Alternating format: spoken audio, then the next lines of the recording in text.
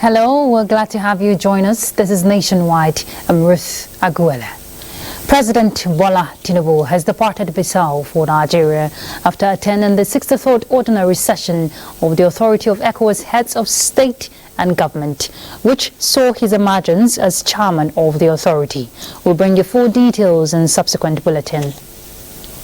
In the meantime, the 63rd Ordinary Session of ECOWAS Heads of State and Government has ended in Bissau, Guinea-Bissau, with the leaders resolving to strengthen their bilateral ties and defend the regional integrity of the sub-region against any form of terrorism. Garba Nata'ala reports. President Bola Ahmed Tinubu is among West African leaders that attended the 63rd Ordinary Session of the Authority of the ECOWAS Heads of State and Government. He was warmly received by the President of Guinea-Bissau, Umaru Sissoco Embalo, as well as other leaders. Top on the agenda were matters of regional security, the return of democracy in republics of Mali, Burkina Faso and Guinea, which is imperative for political stability in the region. President Embalo encouraged member states to work out modalities on how to mobilize financial resources to stem the tide of insecurity and terrorism, as well as accelerate economic growth of the sub-region. Since we assumed the chairmanship of the Authority of Heads of State and Government of ECOWAS, and in the face of multiform and unpredictable challenges, we have devoted much time and all our energy on various fronts, regional and international, in order to defend the interests of our member states through various initiatives and diplomatic efforts carried out with the invaluable contribution of the mediators and special envoys to some along with institutions and strategic partners in order to strengthen the architecture of peace and human security in our sub-region. Nigeria and Sierra Leone were congratulated for their successful conduct of recent elections. In February, a few developments have taken place in our community. We witnessed the elections in Nigeria, which saw the emergence of His Excellency Bola Ahmed Tinubu as the President of the Republic of Nigeria. I would like, therefore, to welcome President Tinubu to his first meeting of the ECOWAS Authority.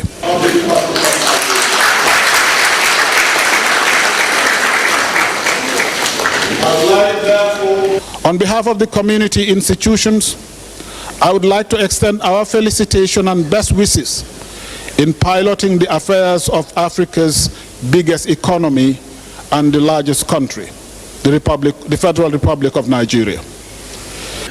ECOWAS Commission President also used the opportunity to commend former President Muhammadu Buhari while as the then chairman of the ECOWAS for ensuring political stability in the Gambia and build the institution's headquarters in Abuja.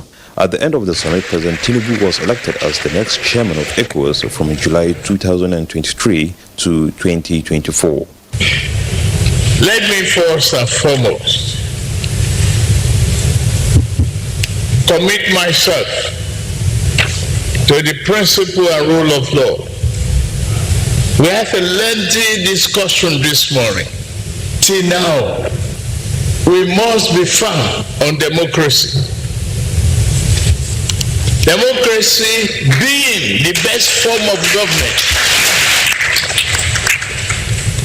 We sat here, we made some sacrifices for it. Without democracy, there's no There's no freedom. There's no rule of law. We will not allow coup after coup. Special advisor on communication and strategy to the president, Dele Alake, briefed on Nigeria's strategic position. It is the efficacy of the policies and the general acceptance of Asiwaju Bola Ahmed Tinubu's policies that have resulted in part into this election as the new chairman of the ECOWAS. Actually, even from Paris, when we were in Paris for the global summit, we've been having feelers. Some heads of states of West Africa had been coming around to actually drop the hint that they wanted him. From Guinea-Bissau, I am Muhammad Natala, NTA News. And while Bola Tinubu, president of Nigeria, was in Bissau, he was invited for the ordinary session of the Authority of ECOWAS Heads of State and Government in Bissau. But what the Nigerian leader had was an extraordinary outing. We hear State House correspondent Musbahu Danwahab gives us an overview of the president's activities in the West African country. Second official trip abroad, but first on the continent and in the West African sub-region. Arriving here at the Osvaldo Vieira International Airport, Bissau, the president of the largest African country was so received by groups, including members of a diplomatic community, and with pomp and pride.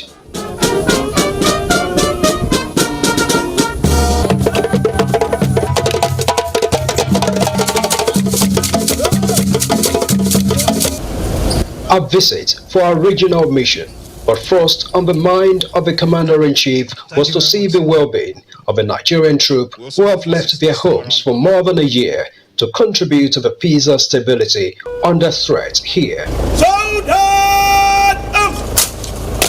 We are lucky to be the first military personnel that our commander-in-chief is visiting outside the shores of Nigeria.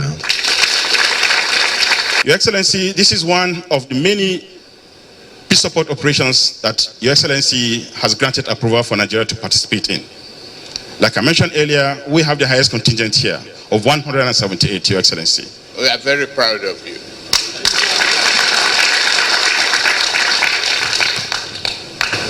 Proud of your commitment, proud of your loyalty, and we will not abandon you at any given time. Nigeria depends on you. Nigeria will show the world that you are responsible and you are focused.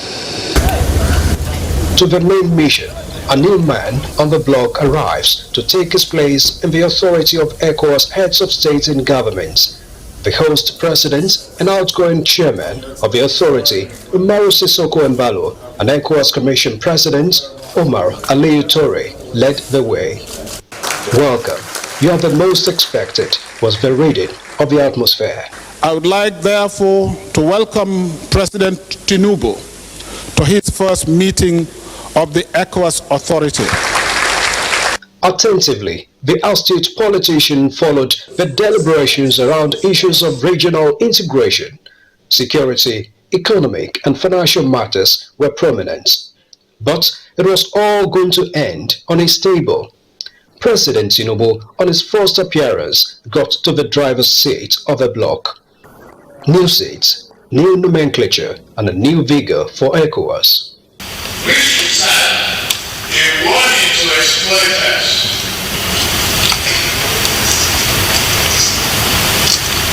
That our people are somewhere enough. We must fight back. We can't sit like toothless bulldog.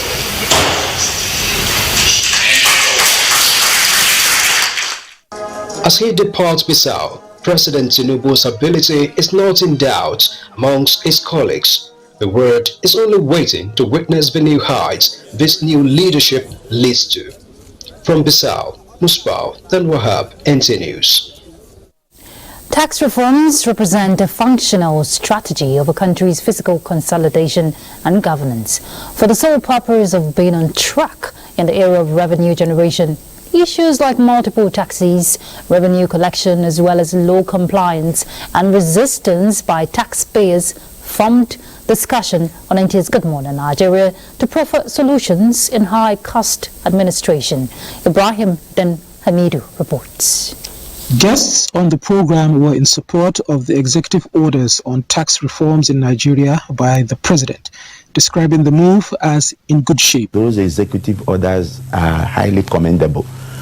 Number one, suspending the implementation of 2023 Finance Act to 1st of September is in the right direction, because we have a national tax policy that says once there's changes in the law, tax laws, you give people a minimum of 3 months to understand the law, to know about the changes before implementation. As tax plays a vital role in the development of the economy, Nigeria seeks to foster more economic growth. Up to now, we've had this anomaly where we more or less neglect taxation and focus on oil. But the good thing is that tax is back to play the leading role. In the last 2 years, tax has contributed more than 50% to sharing, this fact sharing from federation accounts. Every month we have the amount share tax contributes that's generated by Federal Inland Revenue Service contributed more than 50%. It is hoped that the reforms will improve the efficiency of tax by the administration and maximize economic and social benefits. This measure is all out to show that the government is very much serious now on the use of taxation as the most sustainable way of generating revenue that could be used in ensuring sustainable development in the country. Companies are grappling with all these multiple pressures if you are compliant. But if you are below the tax radar, you're sort of incentivized to be outside the tax radar, and so-called the informal sector that the government has been trying to crack. Now let me park that for a bit and go back to multiplicity of taxes. Multiplicity of taxes is a symptom of structural issues that we have, right from the constitution to legislation. All issues in relation to supporting tax reform in the country looked at key development outcomes from tax reform approaches, interventions, and tools. In Abuja, Ibrahim Hamidu, NTA News. Since the existence of creation, mankind has been utilizing energy as fuel for various needs. Fossil fuels are the major source of energy for many people around the world, ranging from coal, firewood, and petroleum-based fuels like kerosene and diesel. But there are increasing calls for sustainable non-polluting energy sources like solar and wind to replace the fossil fuels. Observed every July 10, the Global Energy Independence Day aims to raise awareness about the importance of adopting alternative fuels, since research has shown that fossil fuels, being non-renewable, are a source of pollution. The United Nations is advocating for nations and communities around the world to adopt environmentally friendly practices for mankind's survival. Earlier today on Panorama, I had an interaction with the Anambra State Commissioner for Education, Professor Ngozi Chuma Ude, via Zoom. Well, she talked about some of the recommendations of the panel of inquiry set up by the state government to ascertain the true position of Mesoma's UTMA result, which generated controversy. You saw that last week. All right, let's bring you this excerpt now.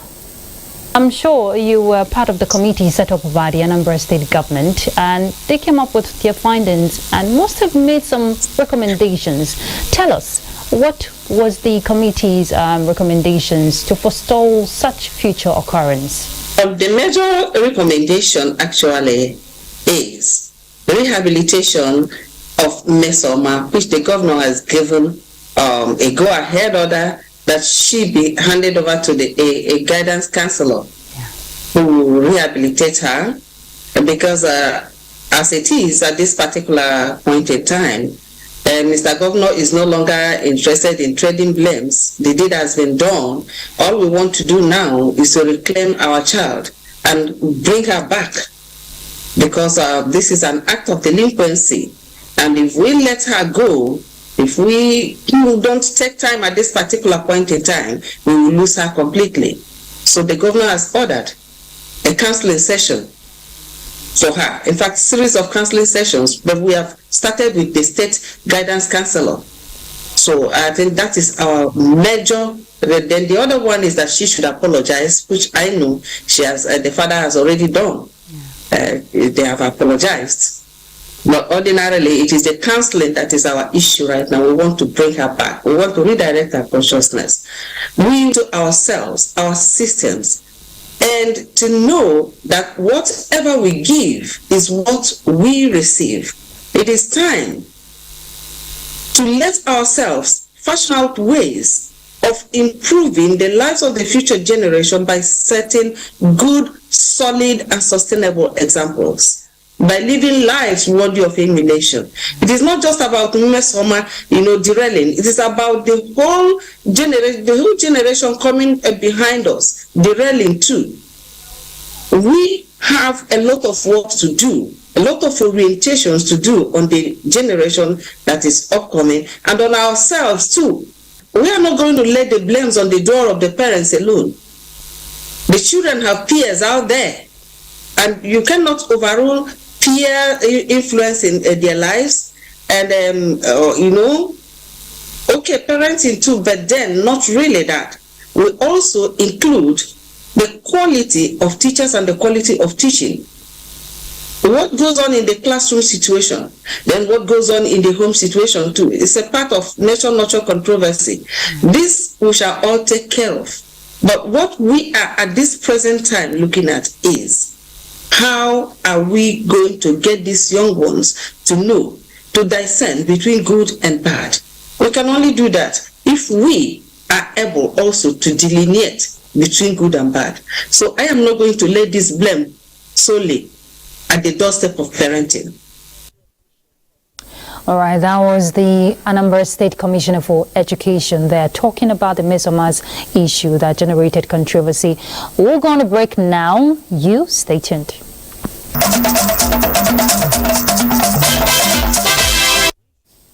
Welcome back.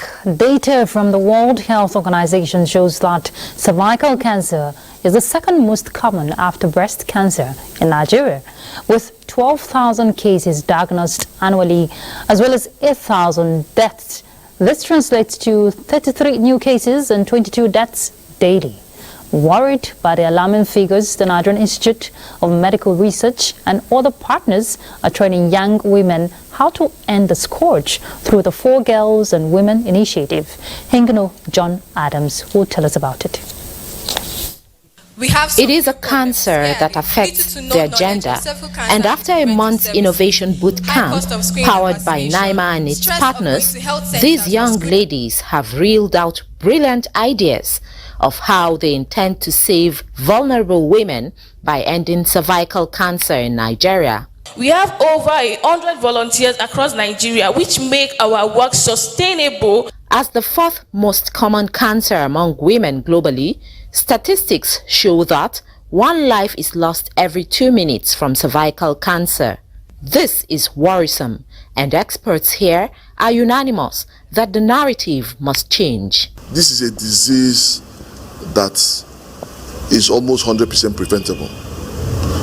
Once you vaccinate girls who are ages 9 to 15 and screen women who are between 30 to 35, 65 years of age, you can eradicate cervical cancer. Why are women dying? We have an effective vaccine, has very few side effects, it's safe, it's reliable. Our goal is to ensure that girls and women in Nigeria will lead the way so that we collectively end cervical cancer. We as advocates are engaging these relevant stakeholders to ensure that we do more for cancer patients. With the initiative by NIMA and others, there are expectations that the global target to eradicate cervical cancer by 2030 may be achieved. In Lagos, Hinginu John Adams, NTA News. The reopening of the Apongman Bridge in Lagos is still sending waves of excitement across the metropolis, especially for motorists and commuters who must navigate between the mainland and island. Joel Popola reports that the directive of Lagos State Governor Babajide Sanwo-Olu banning trade under the bridge has fully been complied with. After the harrowing experience that lasted for a year and 4 months, motorists are now plying the Apongman Bridge, thus reducing travel time. The bridge, which links Costain, Igomu, Surulere and many other areas on the island and mainland, was reopened by Governor Babajide Sanwo-Olu alongside officials of the Federal Ministry of Works, much to the relief of the motoring public. When this bridge is not open, I used to go to Igumota, which is a lot of stress. But now they have opened, I can easily take my bus to Iboru. Our governor opened the way for us. We thank Almighty Allah. They will pray for God that we need more customers. The usual gridlock around Apongman, Costain and Ijora axis will be reduced to the barest minimum as the bridge will now increase alternative routes. It is indeed a jolly good ride, but for this each-free vehicular movement to continue, Lagosians are expected to take ownership of the project. While vehicular movement is smooth en route Apongman Bridge, it is a sharp contrast on this bridge linking CMS from Apongman, which needs urgent attention to guarantee each-free vehicular movement. I think people have sent email to the state government to work on it. Meanwhile, it will no longer be business as usual for traders who have started relocating their wares since trading under the bridge has now been outlawed. The traders, however, appeal to the government to provide a makeshift for them to carry out their businesses. The only thing we have already tell our people, everybody should vacate under the bridge. They should vacate under the bridge. They should not put anything under the bridge. In sustaining the ban on trading under the bridge, the police are on ground to enforce compliance with the directive. In Lagos, Joel Popola, NTA News. The Police Service Commission has approved the appointment of new commissioners for Bayelsa and Borno states. In a statement by the Commission, the new commissioners are CP Alausa Hakim Tolani for Bayelsa State and CP Yusuf Mohammed Lawal for Borno State. Chairman of the Commission, Dr. Solomon Arasi, said the war against terror and terrorism in Nigeria must be won and urged commissioners in the state commands to re-strategize and take over the public space currently being distorted by non-state actors. In another development, the Nigeria Police Force is urging Nigerians to disregard a recent police recruitment advertisement trending on social media platforms. The force in a statement says it has not commenced the 2022-2023 police constables recruitment, contrary to the fake publication.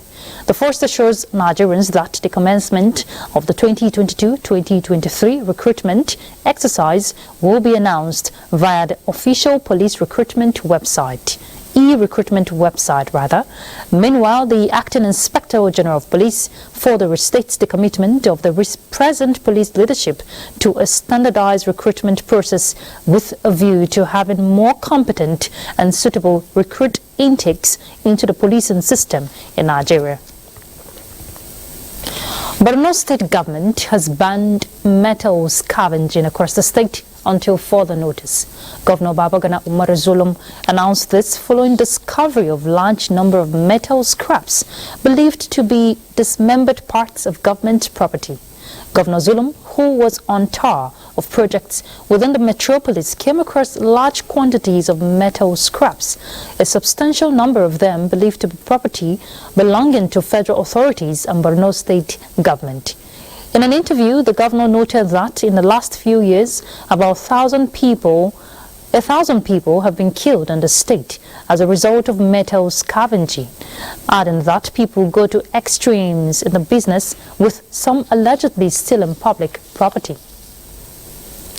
Governor Basi Otu has rededicated Cross River State to God and sued for peace and unity of purpose and respect for constituted authorities to fast-track needed socio-economic progress and prosperity of the state and Nigeria at large.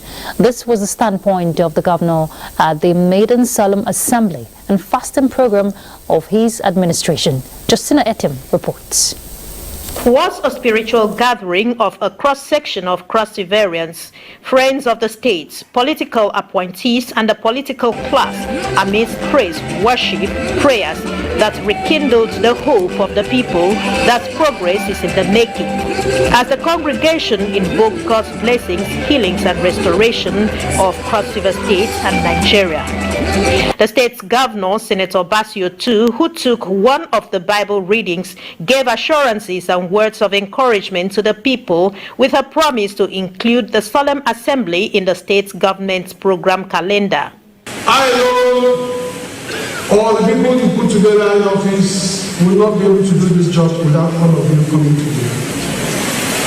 I always say that Cross-River State is a land of abundance. And it is time for us to begin to experience it. Don't pull down your brother, don't pull down your sister.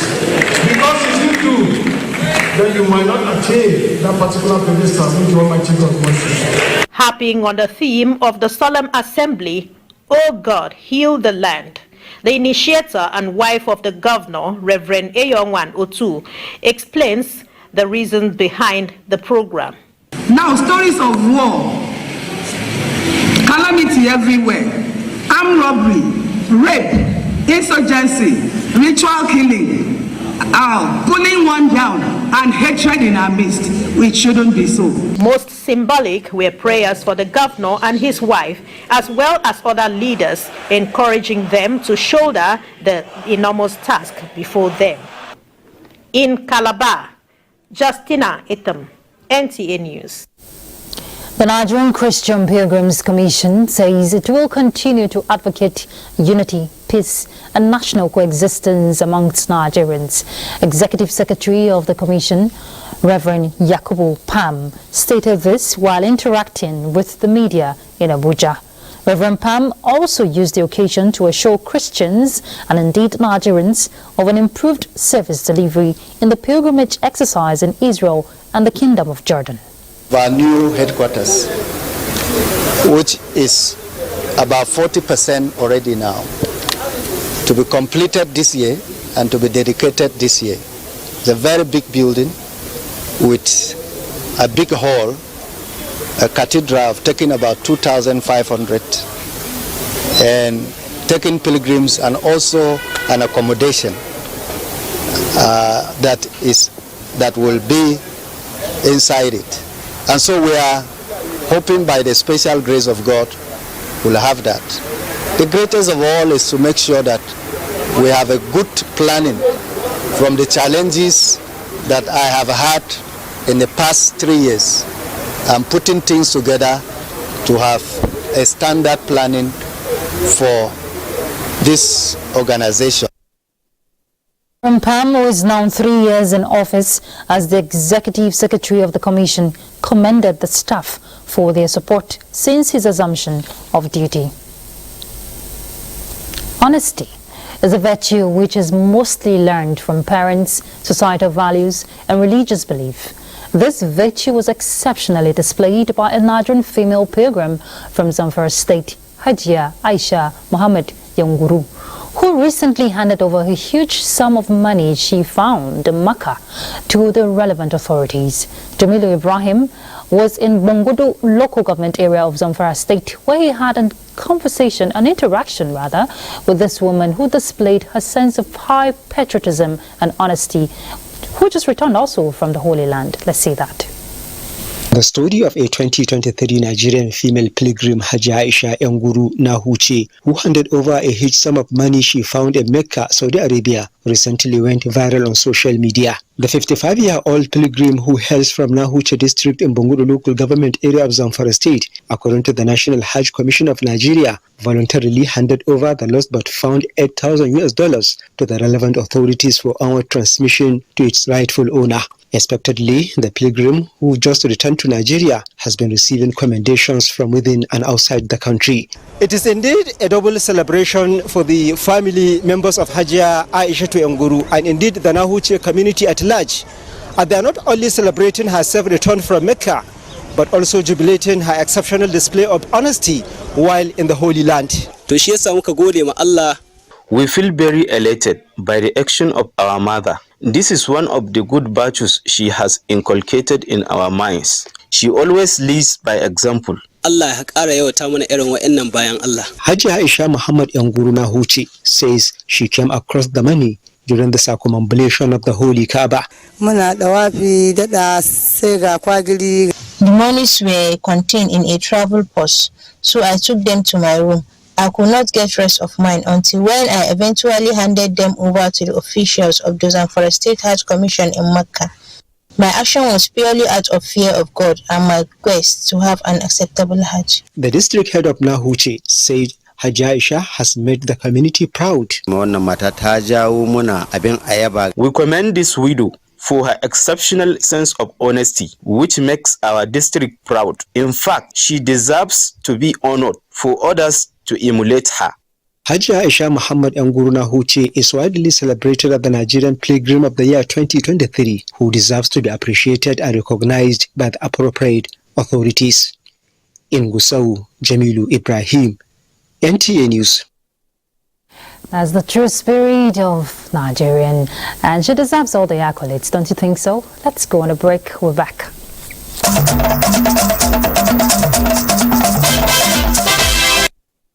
Thank you for being there. Let's head to Ibadan as we join Kemi to pick up with more reports for us on Nationwide. Thank you, Ruth, and a warm welcome to Ibadan. Ogun State government says it is committed to improving on the socio-economic condition of all sectors in the state. Governor Dapo Abiodun made this known when he received participants of a senior executive course 45, study group 1 of the National Institute for Policy and Strategic Studies in Ogun State. Hakim Jimo reports.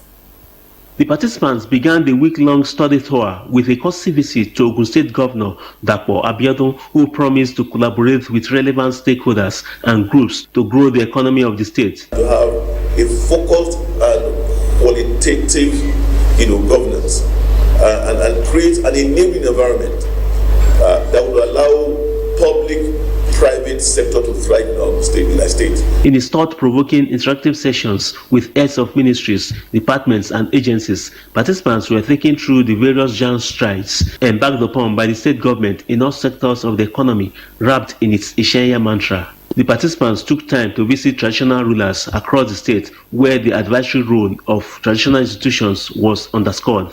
To promote academic excellence in higher institutions, the group also donated textbooks to the management of Olabisi Onabanjo University, Agoiwe.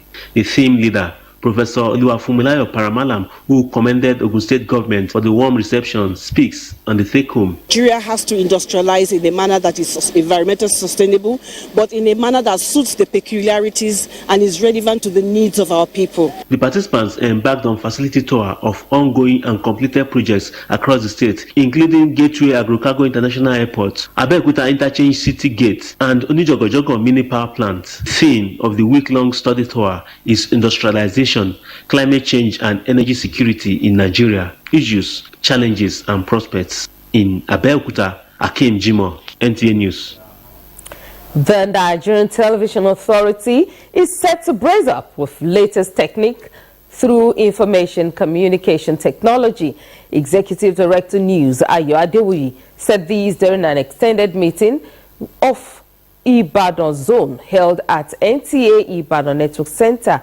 Kayode Oladoshu has the reports.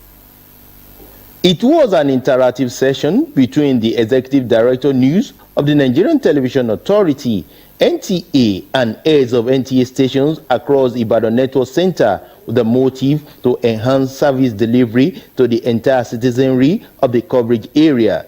Submitting that NTA is now rebranded with the current information technology trend, the executive director noted that the latest development will boost the level of land scale that the broadcast station is known for. Look for alternatives. How do we circumvent the problems we have to achieve the organizational goal?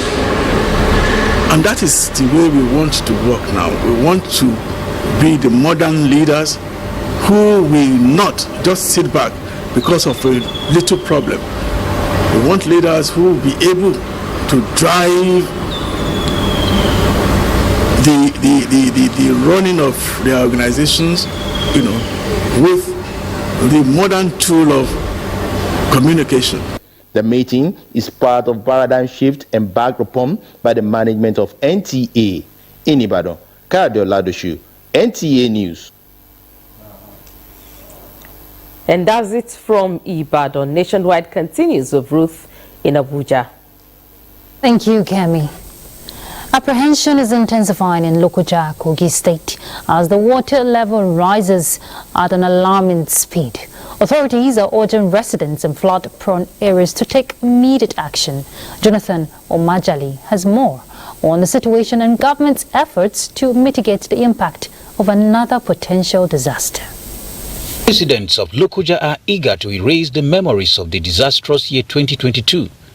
The remnants of the physical and economic devastation caused by last year's floods still remain painfully visible. With the arrival of the rains once again, alarm bells are beginning to sound as the water level rises at an alarming rate, surpassing even previous year's speed.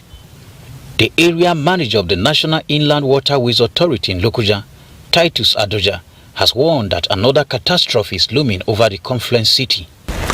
2012, 10th July, we have a water level of 4.99 meters above the chart datum, and as out of July 10, 2022, we have a water level of 4.68 meters above the chart datum, and as of today, which is 10th July 2023, we are having a water level of 6.46 meters above the chart datum, which is far above that of 2012 and 2022. The government keeps telling the people to move away from the areas that are likely to be affected. But the question is, when they move, where will they go to? Victor Mofaye, the State Commissioner for Environment, assured that the government is well prepared to assist potential victims. The 2012 saga, the state government has decided to have on ground what is called a flood estate. In the flood estate, you have a hostel where it could accommodate thousands of people. Presently, we are preparing that place. Considering the recent predictions by NIMET and NEMA, it is only a matter of time before Mother Nature strikes again. From Lokoja, Jonathan Omajali, NTA News. A suspect that allegedly stole a Mercedes-Benz GLB 250 from a car stand in Abuja has been apprehended and paraded in Asaba by the Nigerian police force. Helen Dunkwa reports. The suspects were paraded for armed robbery, human trafficking, fraud, murder, and possession of illegal firearms. A pastor operating near a full axis of the state was alleged to have trafficked two members of his church. Two guests traveled out from our church. Then, when they get there, they called me that it was prostitution they carried them to go and do. So I asked them to return. One brother John came to arrest me and said, until you see those guys before police will release me. Me and my wife fight. She carry knife, I carry cutlass. It's big our fight. You get money we put for cooperative, we want to buy keke, me I start last at my work finish. He sees the money. So now I make to our fight. Go fight, carry knife, I carry cutlass, go cut her. She could die. Recovery of a Mercedes-Benz SUV stolen at a car stand in Abuja. If you watch well, the social media was awash with this vehicle that was stolen in Abuja. Fortunately enough, we were able to recover it in Asaba. The suspects are still at large. The commissioner assured Daltons of their safety. In Asaba, Helen Donku, NTA News. Child trafficking in Nigeria has continued to be a major cause for concern. Two suspected child traffickers who posed as artisans are on the run with two children. They adopted from Yenagoa, Bayelsa State. Now this raises the questions. How well do you know your neighbors? How easily do you trust people? What safety measures are in place to protect the little children? The questions keep going on, but let's hear details from Ebinimi Zitemiola. Two children, Prince, age 2, and his cousin, Success, 4 years old, are said to have gone missing on the evening of Monday, 18th June, in Igbogene community, Yenagwa, local government area of Bayelsa State. The suspects, a male and female, reportedly told their landlord that they are from the east.